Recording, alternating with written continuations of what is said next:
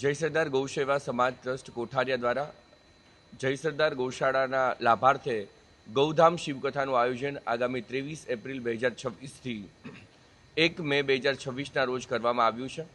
આ ગૌધામ શિવકથામાં દરરોજ હજારો ભક્તો બપોરે 3 વાગ્યાથી 6 વાગ્યા સુધી કથાનું શ્રવણ કરવા માટે પધારવાના છે। કથાના વક્તા પદે પરમ પૂજ્ય શ્રી ગિરી બાપુ કથાના વ્યાસાસને બેસી અને આપણને સૌ કોઈને પોતાની સુંદર મજાની શ્રેણીમાં શિવકથાનું આપણને સૌ કોઈને શ્રવણ કરાવવાના છે।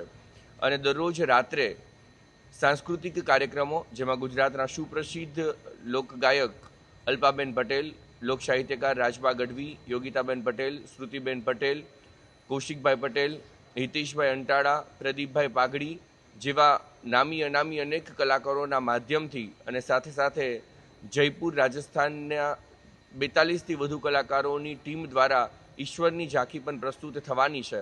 અને સાથે સાથે જીલ એન્ટરટેનમેન્ટ દ્વારા શિવ ઝાંખી પણ અહીં પ્રસ્તુત થવાની છે। આમ ભવ્ય સાંસ્કૃતિક કાર્યક્રમનું આયોજન પણ દરરોજ સાંજે અલગ અલગ તારીખોમાં કરવામાં આવ્યું છે। આ સુંદર મજાનો કાર્યક્રમ એટલે દિવ્યતાને પ્રસરે એવો કાર્યક્રમ છે, જ્યાં ભોજનની સાથે ભજન દરરોજ તમામ વ્યક્તિઓ માટે જાહેર આમંત્રણ આપીએ છીએ। બધા જ વ્યક્તિઓ માટે ભોજન પ્રસાદની વ્યવસ્થા પણ દરરોજ રાત્રે અહીં જ કરવામાં આવી છે। માટે તમામ શિવ ભક્તોને પધારવા માટે જય સરદાર ગૌશાળા વતી આપ સર્વને હૃદયથી આમંત્રણ આપીએ છીએ।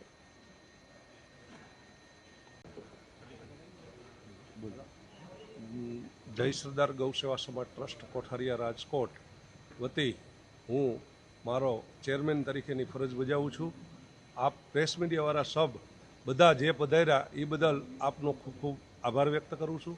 આ ગૌશાળા એક એવી છે કે બીમાર, લાચાર અને વૃદ્ધ ગાયો તથા બળદોની સેવા કરવામાં માને છે। અમારું એક આ આયોજન આગવું એટલા માટે છે કે આગળથી ભવિષ્યની અંદર અમારે વધુને વધુ ગૌ માટે વધુમાં વધુ સેવા કરીએ ગઈ, બળદ માટે વધુને વધુ સેવા કરીએ ગઈ, એ માટે અમે એક આ ગૌધામ શિવકથાનું આયોજન કરેલ છે।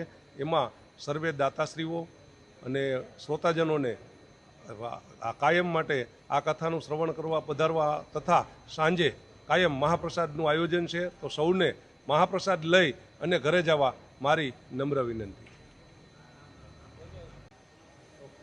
જય સરદાર ગૌસેવા સમાજ ટ્રસ્ટમાં હું ટ્રસ્ટી તરીકેની ફરજ નિભાવું છું। જય સરદાર ગૌસેવા સમાજ ટ્રસ્ટની અંદર અંદાજિત 1200 જેવી ગાયો, 400 જેવા બળદો અને 400 જેવા નંદી એટલે કે ટોટલ 2000 જેવી પશુઓની સંખ્યાની સાર સંભાળ અને સારવાર લેવાય છે। જય સરદાર ગૌસેવા સમાજ ટ્રસ્ટ દ્વારા આ ગૌધામ શિવકથાનું આયોજન કરેલું છે। જય સરદાર ગૌસેવા સમાજ ટ્રસ્ટ પાસે ઓછામાં ઓછી 2000થી વધુ સ્વયંસેવકોની ફોજ છે અને આ ગૌધામ શિવકથાના આયોજનમાં એ સ્વયંસેવકો તન, મન અને ધનથી એ છેલ્લા 2 મહિનાથી આ રાત અને દિવસ અથાગ પ્રયત્ન કરી અને આ ગૌધામ શિવકથાનું પૂર્વ આયોજન આજે આપણે એ પૂર્ણતાના આરે લાવ્યા છીએ। અને તારીખ 23/4/2026થી તારીખ 23/1/5/2026 સુધી આ ગૌધામ શિવકથાનું અહીં આયોજન કરેલું છે। ગૌધામ શિવકથાના ગ્રાઉન્ડ ઉપર જે કથાડૂમ છે એમાં અંદાજિત 15,000 જેટલી શ્રોતાઓ બેસી શકે એવી વ્યવસ્થા કરેલી છે। અહીં અમારું આયોજન એ મહાપ્રસાદ માટેનું જે ભોજનશાળા છે એમાં પણ અમારી પાસે 15થી 20,000 વ્યક્તિઓ એકી સાથે ભોજન લઈ શકે એવી વ્યવસ્થાઓ ઊભી કરેલી છે। આ તમામ વ્યવસ્થાઓ એ સ્વયંસેવકો જે કહેવાય કે આ જય સરદાર ગૌશાળાના એક પાયારૂપી છે એના અથાગ પ્રયત્નો દ્વારા આ આયોજન કરેલું છે। દહેલીના જે કાર્યક્રમો છે કથા દરમિયાન એમાં આજે એટલે કે 22 તારીખે 22/4/2026ના દિવસે એક ગૌધામ શિવકથાના આમંત્રણ રૂપે મોવડી વિસ્તારમાં બાઇક રેલીનું આયોજન કરેલું છે। તેમાં અંદાજિત 2500 જેવી સંખ્યાઓ બાઇક રેલીમાં જોડાશે। ત્યારબાદ 4થી 6 108 કુંડી યજ્ઞનું આયોજન કરેલું છે। તેમાં અંદાજિત 260 જેવા યજમાનો એ યજ્ઞનો લાભ લેવાના છે।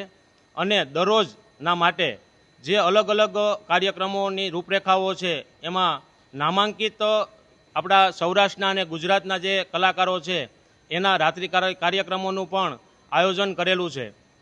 તો હું સર્વ રાજકોટની શિવભક્ત જનતા પ્રેમી શિવભક્ત જનતાને આમંત્રણ આપું છું જય સરદાર ગૌ સેવા સમાજ ટ્રસ્ટ દ્વારા કે આપ બધા આ કાર્યક્રમને અવસરમાં પલટવા માટે સાથ સહકાર આપજો અને કથાનું શ્રવણ કરવા માટે બધા ભાવથી પધારજો.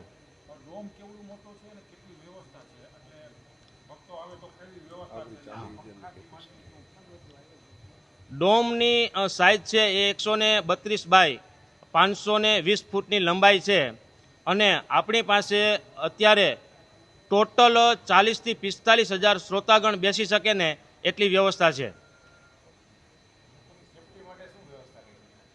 લોકોની સેફટી માટે અલગ અલગ પ્રકારના એન્ટ્રી ગેટો આપેલા છે, અલગ અલગ પ્રકારે એન્ટ્રી આપેલી છે, ફાયરની તમામ વ્યવસ્થાઓ કરેલી છે અને ઇમરજન્સી હોસ્પિટલની પણ એક આપણે વ્યવસ્થા કરેલી છે.